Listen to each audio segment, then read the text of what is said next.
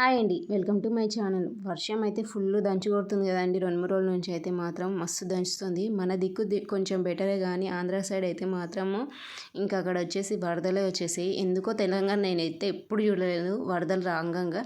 అంటే అంటే గడ్డ మీద ఉన్నానంటారు. ఇంకా మనకి చెరువులు అవన్నీ ఇట చాలా తక్కువ ఉంటాయి కదా. అదే ఆంధ్ర దిక్కు అయితేనేమో సముద్రాలు అవన్నీ ఎక్కువ ఉంటాయి. మన దిక్కు కొంచెం తక్కువ ఉంటాయి కదా తెలంగాణలో. ఇక్కడ చూడండి టైం చూస్తేనే అర్థమవుతుంది. 4:45 అవుతుంది. చూడండి కర్రీకి అయితే ప్రిపరేషన్ అవుతుంది. ఈరోజు కర్రీ వచ్చేసి బెండకాయ ఫ్రై చేద్దామని అనుకుంటున్నా. చాలా రోజులైంది బెండకాయ ఫ్రై. ఇంకా చాలా ఉన్నాయి. ఇవి వచ్చేసి 1 కేజీన్నర ఉన్నాయేమో. యాక్చువల్లీ కొన్ని తీసి కొన్ని కోసేసిన బెండకాయ ఫ్రైకి. మీరు బెండకాయ ఫ్రై ఎట్లా చేస్తారో చెప్పండి. నేనైతే మాత్రము మ్యారేజ్ అయినాక బెండకాయ ఫ్రై మాత్రం ఇట్లా చేస్తున్నాను. ఎందుకంటే లంచ్ బాక్స్కి ఇట్లా పెడితేనే బాగుంటుంది.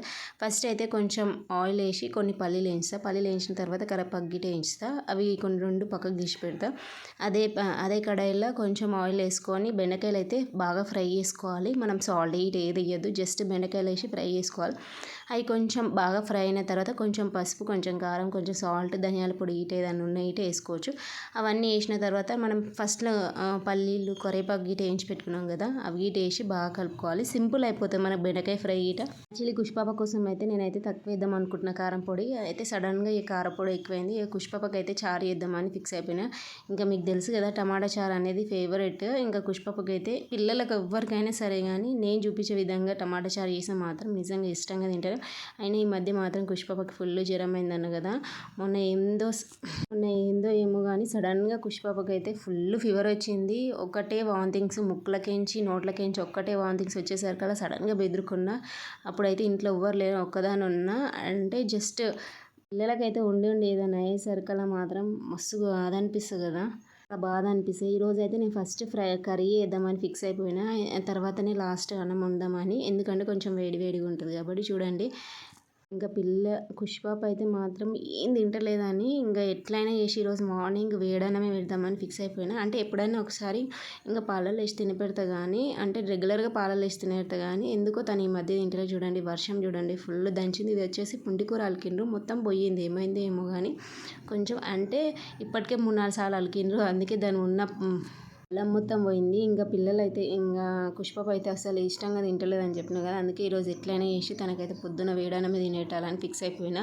ఏది పెట్టినా తింటలేదని కొంచెం వేడన్నమే వేసి కొన్ని పాలు వేసి తినేటినా కొంచెం బెటర్ అనిపించింది. కానీ తనైతే ఇష్టంగా అయితే అస్సలు తింటలేదు. నేను అన్నా కదా వాంతింగ్స్ అయినాయి అని చాలా. ఇంకా అప్పటి నుంచి అన్నమే తింటలే, ఏం తిననికిటే తింటలేదు. చూడండి కంపల్సరీ అయితే ఒక ఫ్రై ఉన్నప్పుడు అయితే కంపల్సరీ ఒక చారు ఉండాలి. లేకపోతే ఒట్టి ఫ్రై అయితే మనం తినలేము.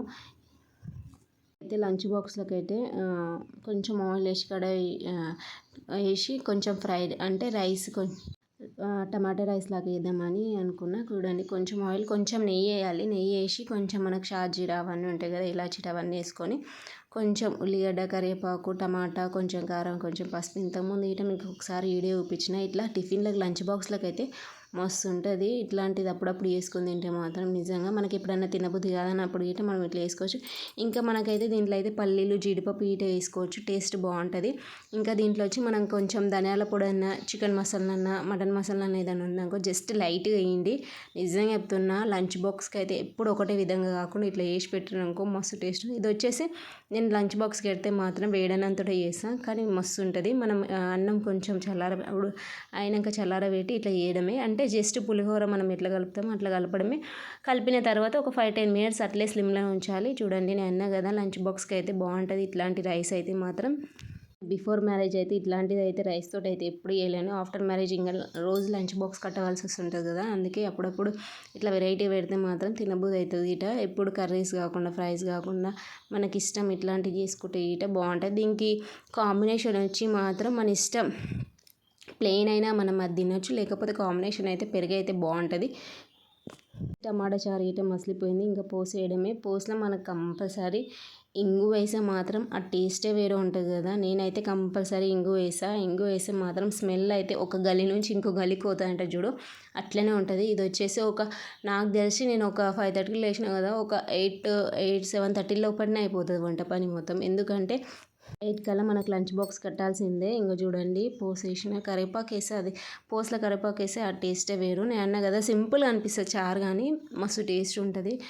కొందరికైతే ఇష్టం ఉండదు కానీ నాకైతే పిల్లలకైతే మాత్రం మస్తు బాగుంటుంది. ఇది వచ్చేసి మనము వేడి వేడి అన్నంలో ఇట్లా చారు వేసుకొని తింటే మాత్రం సూపర్ ఉంటుంది. ఇంకా దీంట్లో అయితే మనం మిరియాల పొడి ఈట వేసుకుంటే మాత్రం ఒకవేళ సర్ది ఈట ఏమైనా ఉన్నాయి ఈట కొంచెం తక్కువ ఉంటుంది మనకి. ఇట్లా వేడి వేడి చారు వేసుకొని తింటే మాత్రం ఇంకా చారు అయిపోయింది కదా, నేను ఇంకా లంచ్ బాక్స్కి కట్టేస్తున్నా ప్యాక్ చేయడము.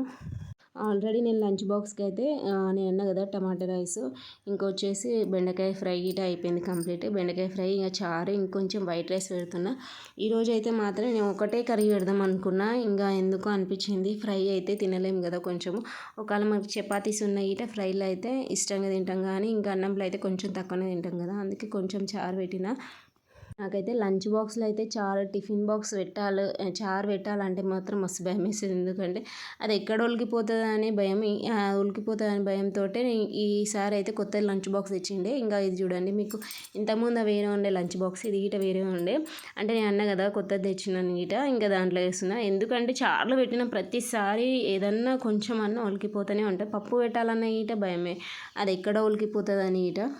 ఇది వచ్చేసి మార్నింగ్ టిఫిన్ లాగా మనము మార్నింగ్ గిట ఒకవేళ పిల్లలు స్కూల్ గిట ఆఫీస్కి వెళ్ళేటప్పుడు గిట మనకి ఏదైనా కాలేజ్కి వెళ్ళేటప్పుడు గిట సింపుల్గా ఇట్లాంటిది టమాటా రైస్ లాగా ఇట్లా వేసుకుంటే మాత్రం బాగుంటుంది. దీంట్లో ఇంకా మిల్ మేకర్ గిట వేసుకుంటే బాగుంటుంది. ఇది వచ్చేసి బెండకాయ ఫ్రై అన్నా కదా, నేను ఫస్ట్ టైం చేసిన అంటే బెండకాయ ఫ్రై ఇట్లా పల్లీలు ఇవి వేయడము. అంటే నేను ఇంతకుముందు ఏదో వీడియోలో చూసిన ఇట్లా చేయడము, అందుకే ఇట్లా చేసిన.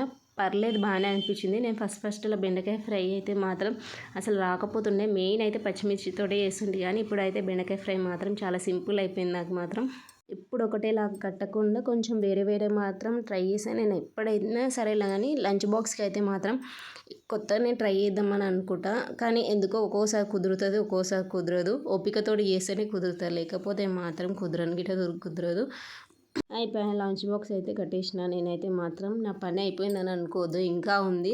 ఇది మొత్తం అయ్యేసరికల్లా ఇంకా చాలా పని ఉంటుంది. ఇంకా కుష్పప్పకి అయితే ఫుడ్ గిట తినబెట్టాల్సి కదా పొద్దున్నే. ఇంకా తనైతే కానీ నేను అన్న కదా ఇంతకుముందే జ్వరం వచ్చిందని గిట పూజ గిట చేయాలి. పూజ ఇవన్నీ అయ్యేసరికల్లా మనకి తినేసరికల్లా 11:30 అవుతుంది. ఒక్కొక్కసారి ఏమో దబ్బున అవుతుంది కానీ ఒక్కోసారి మాత్రం లేట్ అవుతుంది.